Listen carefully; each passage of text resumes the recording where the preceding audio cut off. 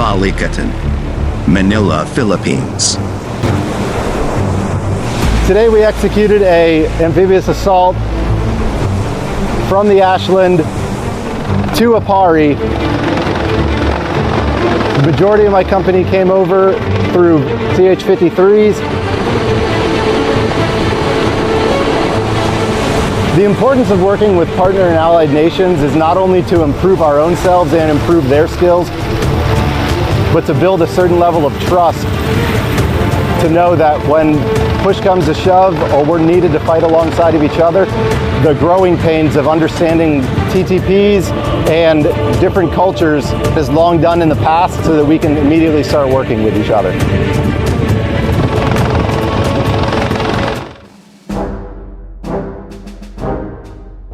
The Balikatan, shoulder-to-shoulder exercises this year between the Philippines and United States will be showing the whole-of-alliance approach in exploring combat and defense practices, analysts said.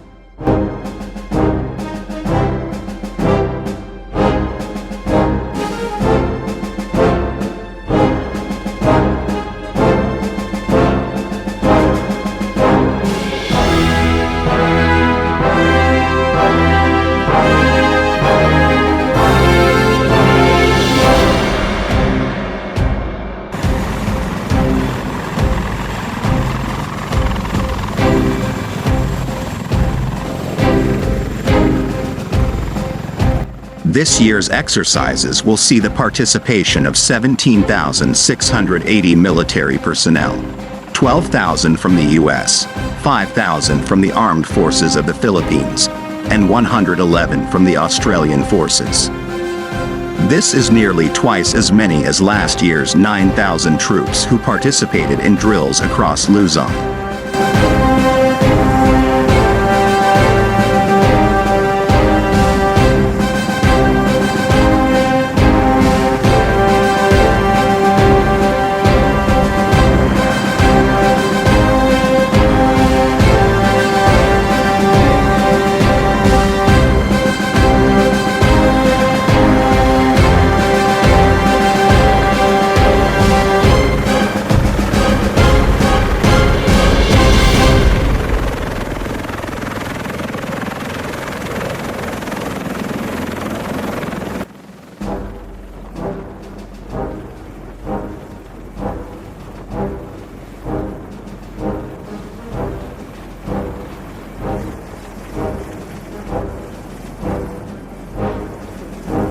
Chester Cabalza, founder and president of International Development and Security Cooperation, noted the use of the Philippine rotational sites under the Enhanced Defense Cooperation Agreement and the simulation of naval warfare.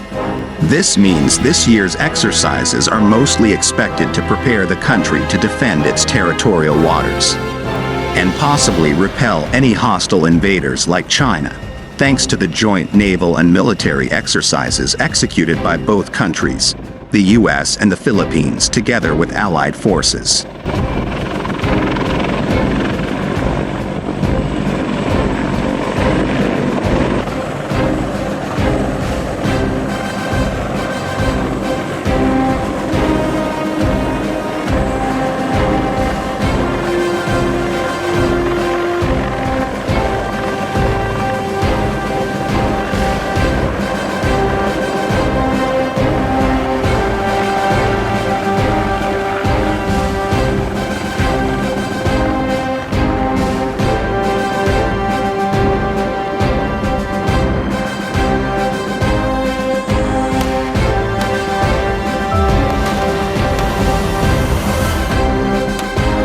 A price cannot be put on the importance of training with allied and partner nations.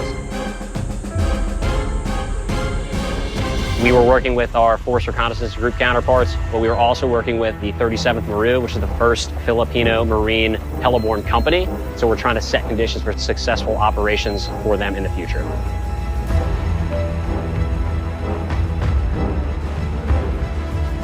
Operating in the Philippines gives our Marines the opportunity to prove that their tactics, techniques, and procedures are working in other environments in the Pacific. It can be construed as a whole-of-alliance approach and stronger strategic partnership, since like-minded nations are expected to share combat experiences and defense best practices, mainly due to geopolitical circumstances and not on ideological issues, Cabalza said.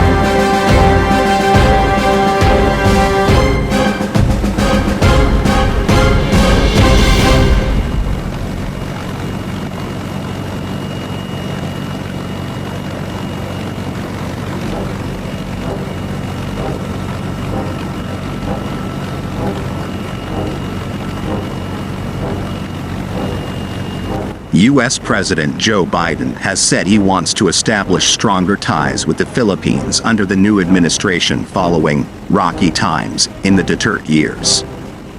Since President Ferdinand Bongbong Marcos Jr. took office,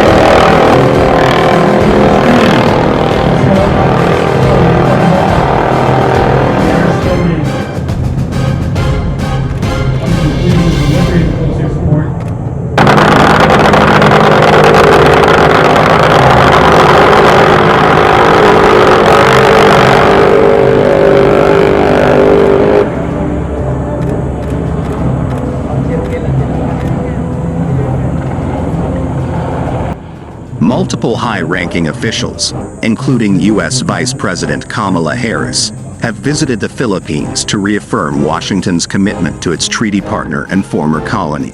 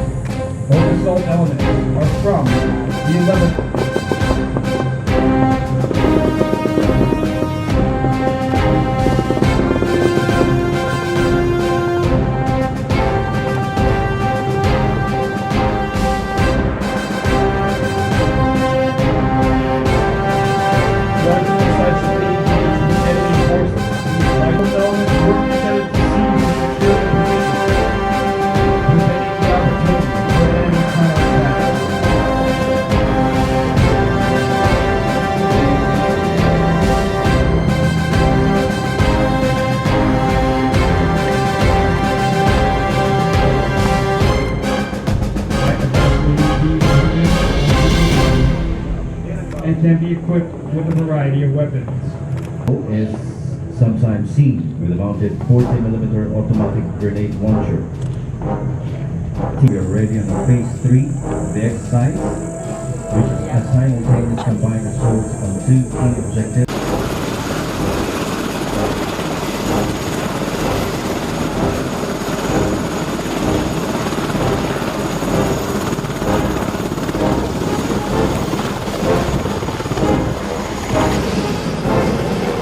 Attention to the left.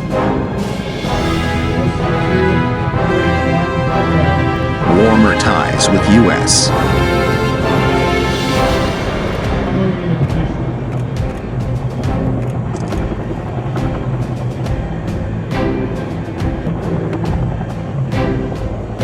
The two UH-1s are also full upstream. Former President Rodrigo Duterte's independent foreign policy saw warmer ties with China and a declared separation from the United States, both in the military, not social, but economics also.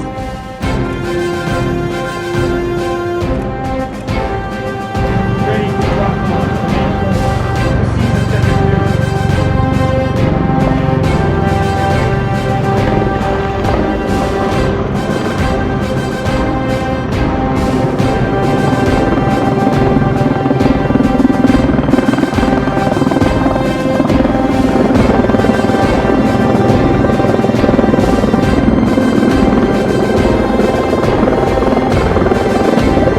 Duterte also threatened to scrap the Visiting Forces Agreement, which allows the joint exercises in the Philippines. He later rescinded the order to terminate the agreement, citing U.S. assistance during the pandemic.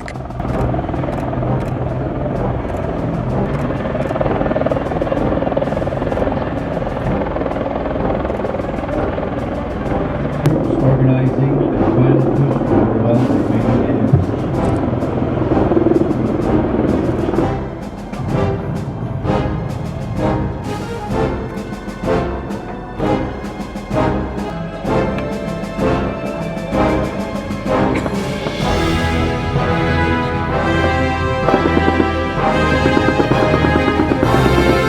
With the large contingent joining this year's exercises, this could provide a learning opportunity for all countries observing the Balikatan. Aside from Australia, representatives from Japan and the United Kingdom will be observers at the joint military drills.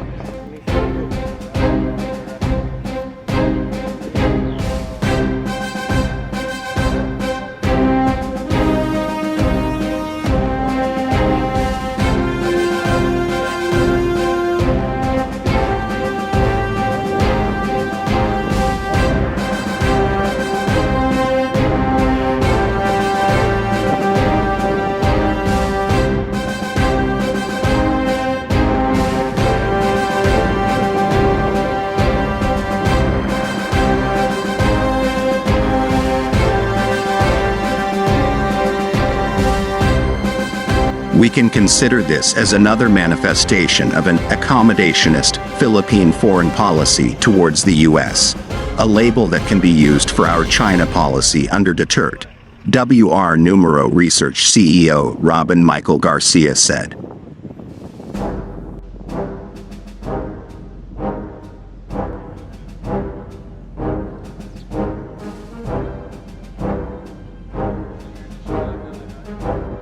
We are shifting more towards the U.S. under the presidency of Bongbong Marcos.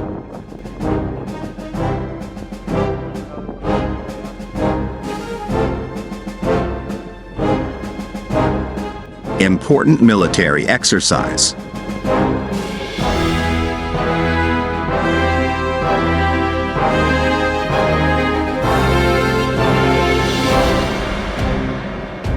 Analysts noted that the exercise comes at a time of rapid geopolitical changes in the region, taking note of developments in the South China Sea as well as the entire Indo-Pacific region, as well as the possibility of Chinese action along the Taiwan Strait.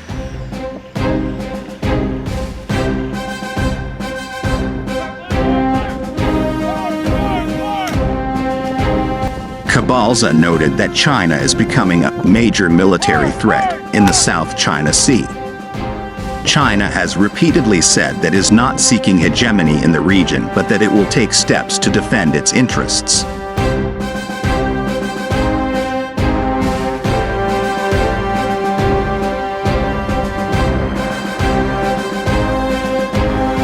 The Asia Power Index by Australia-based think tank the Lowy Institute previously noted that while China continues to gain power over its neighboring countries in the region, the United States remains the most influential country in Asia.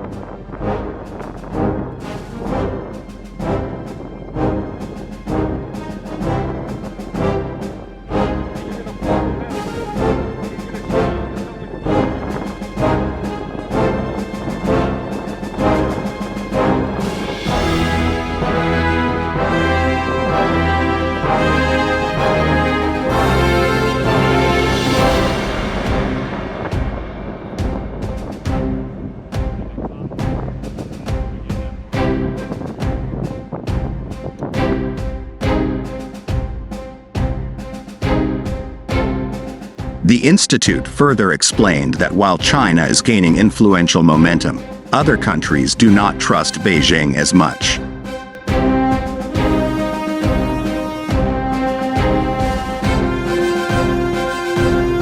However, Cabalza pointed out that the exercises go beyond China's perceived threats in the region.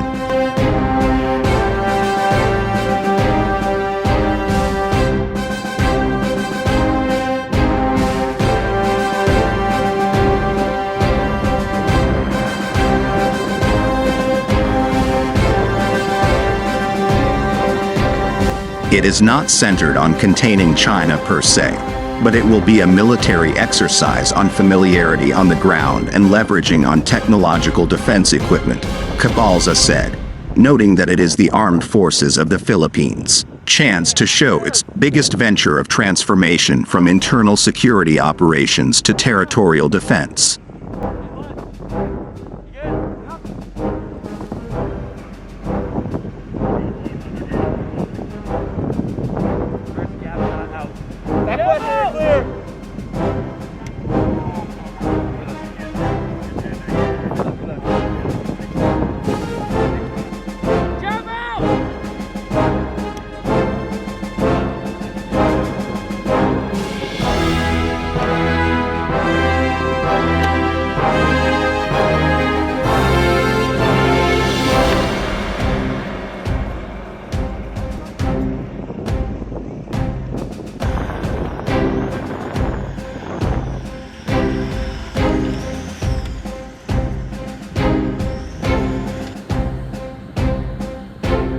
Up next, joint patrol on West Philippine Sea with the Allied forces.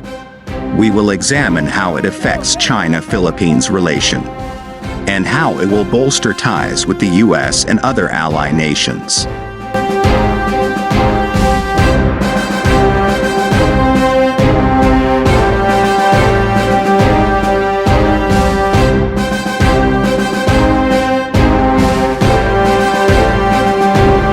Thanks for watching. Please subscribe to this Military Tensions news channel.